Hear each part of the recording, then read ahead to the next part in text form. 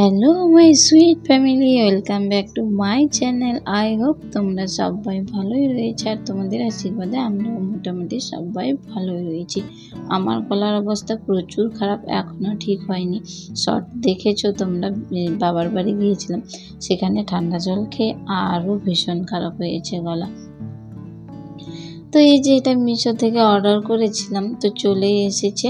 তো ফ্রিজ কভারটা ভালোই লাগছে দেখতেও, তো সেই জন্য আমি আর ভাগ্নি দুজনে মিলে সাজিয়ে নিচ্ছি। আর এই যে এখন দেখতে পাচ্ছ ফ্রিজের উপরে শুধু আমি জাস্ট কয়টা টিফিন বক্স, আর এই যে এই কাজটা এটাও মিশো থেকেও অর্ডার করেছিলাম, অফার ছিল, তো এটা রেখেছি। কিন্তু পরে এত জিনিস ভর্তি হয়ে যায় আমার, কোথা থেকে বুঝতে পারি না, এত জিনিস ভর্তি করে দিই।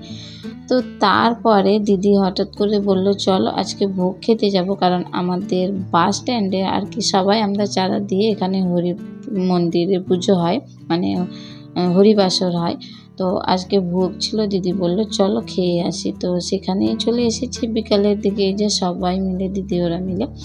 তো তারপরে বাড়ি এসে ভীষণ কাজ পড়ে গিয়েছে। এই যে মেয়েকে দিয়েছি কতগুলো জামা কাপড় গুছানোর জন্য, কারণ যে রৌদ্র এখন, সব সিঁড়িতেই মেলে রাখি জামা কাপড়, ছাদে দেই না।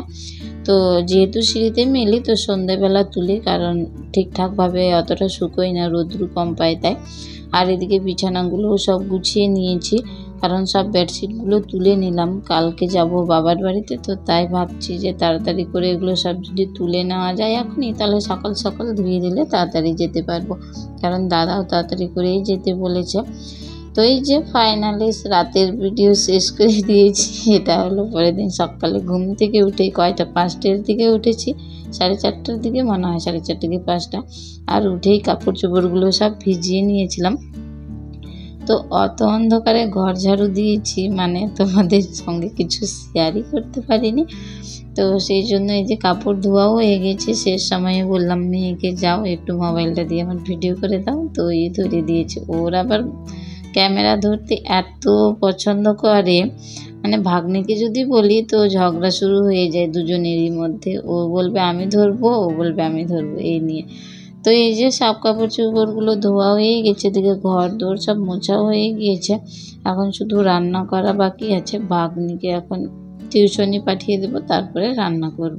তো চলো ভিডিওটা কন্টিনিউ করতেই থাকো। আই হোপ আজকের ভিডিও দেখতে তোমাদের অনেক অনেক ভালো লাগবে।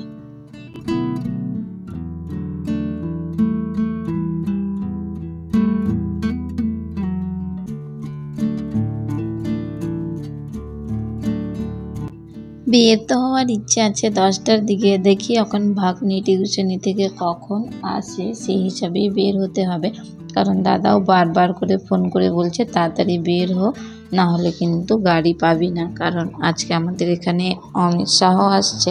তো সেই জন্য নাকি গাড়ি বন্ধ থাকবে নাকি সেটাও জানি না, কারণ দাদার শালি ওরা পৌঁছেছে, তো অনেক দেরি হয়েছে, ওদের টোটো পাচ্ছিল না নাকি তাই।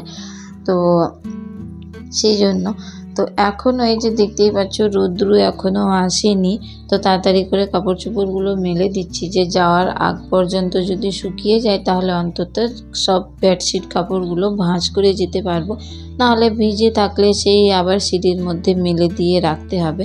এই যে দেখতেই পাচ্ছ সবে হালকা হালকা করে সূর্যি মামা উঁকি মারছে।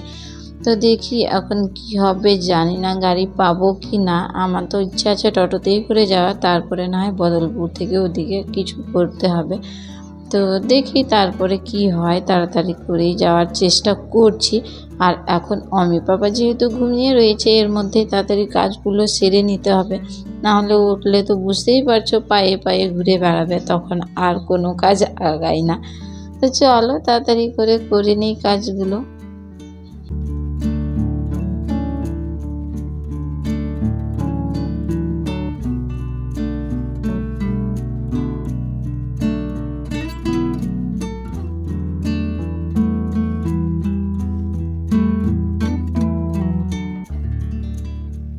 ফাইনালি কাপড়গুলো মেলা কমপ্লিট হয়ে গেল দেখতেই পেলে। আর এদিকে দেখছি অনেক টমেটো রয়েছে পাকা পাকা, তো যেহেতু সবাই মিলে যাচ্ছি তো টমেটোগুলো তুলে নিয়ে ফ্রিজে রেখে যাব।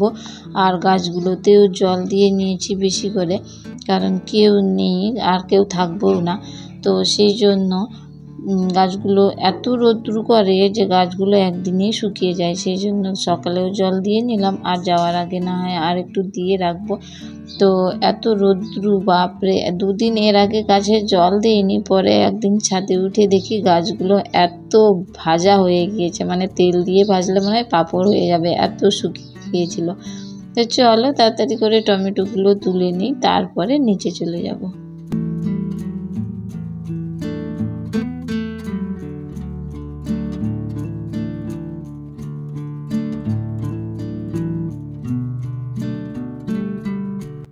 ভাগ্নির আসা দেখে দেখে এখনও আসছে না। রান্না বান্না কমপ্লিট করে নিয়েছি, কিছু শেয়ার করিনি তোমাদেরকে। আমার স্নান সব কমপ্লিট হয়ে গিয়েছে, আর এই যে নীল পালিশ লাগাতে বসে পড়েছি, কারণ ওর আসার কথা ছিল 9টার দিকে, আর এদিকে প্রায় 10টা বেজে গিয়েছে তারপরে এসেছে।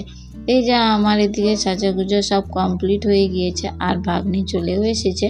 তো আমি সব কিছু কমপ্লিট করে এই যে বেডশিটগুলো সব শুকিয়ে গিয়েছে, কাপড় চোপড়গুলো তুলে নিয়ে যাব, কারণ ভাঁজ করে রেখে যাব। এমনি রেখে দিলে কি হয় বলো তো, কেমন কোকড়া কোকড়া হয়ে যায়, সেই জন্য। তো তাড়াতাড়ি করে তুলে নিয়ে গিয়ে সবাই মিলে ভাঁজ করে নিব, তাহলে তাড়াতাড়ি হয়ে যাবে। মেয়েকেও লাগিয়ে দেবো, ভাগ্নিকেও লাগিয়ে দেবো, সবাই মিলে করলে হাতে পাতে কাজ খুব সুন্দরভাবে তাড়াতাড়ি এগিয়ে যায়। কারণ 3জন রয়েছি, 3জনে মিলেমিশে এত সুন্দরভাবে কাজ করি, সব কাজগুলো খুব তাড়াতাড়ি করে আমাদের এগিয়ে যায়।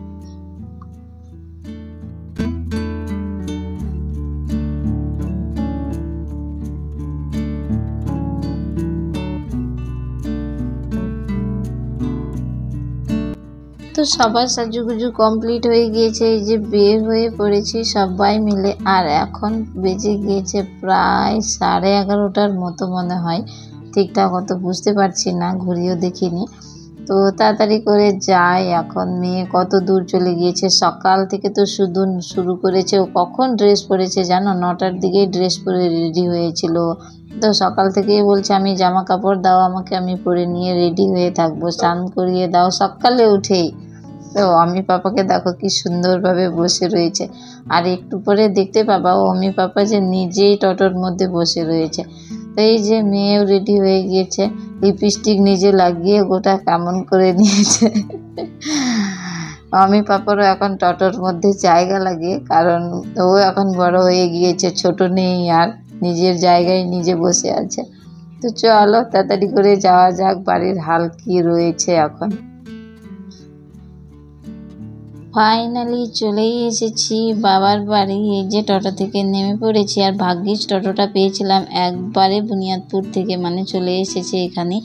তো চলো এখন বাড়ি যাওয়া যাক তাড়াতাড়ি করে। আর হ্যাঁ, আজকের ব্লগটা এখান থেকেই, আবার দেখা হবে নতুন ব্লগ নিয়ে, ততক্ষণ তোমরা সবাই আমার পাশে থেকো।